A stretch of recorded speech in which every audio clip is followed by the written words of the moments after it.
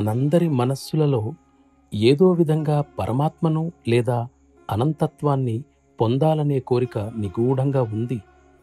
సాక్షాత్కార స్థితికి చేరాలనే భావన కలిగి దానికై ప్రగాఢమైన హృదయపూర్వకమైన కోరిక కలిగినప్పుడు గమ్యం చేరడానికి తగిన మార్గం తప్పక లభిస్తుంది. మనసున్న చోట మార్గం ఉంటుంది అన్నది ఒక సూక్తి.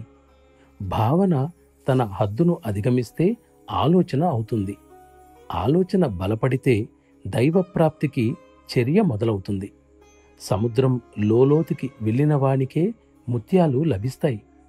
సాక్షాత్కారం కోసం గల బలమైన కోరిక లక్ష్యాన్ని వ్యక్తికి దగ్గరగా తెస్తుంది.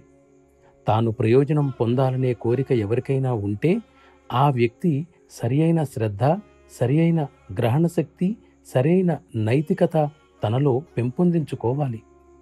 సత్ప్రవర్తన, సరైన నైతికత యోగ మార్గానికి పునాది వంటివి. అందుకే నా గురుదేవులు ఫతేగఢ్ వాస్తవ్యులు సమర్థగురు మహాత్మా శ్రీ రామచంద్రజీ ఈ అంశానికే ప్రాముఖ్యతనిచ్చేవారు. నైతిక ప్రవర్తనను పెంపొందించుకోవాలనే అంశాన్ని వారెల్లప్పుడూ నొక్కి చెప్పేవారు. జీవన పద్ధతి ఉన్నతమైన నైతిక భావాలతో నిండి ఉండాలి.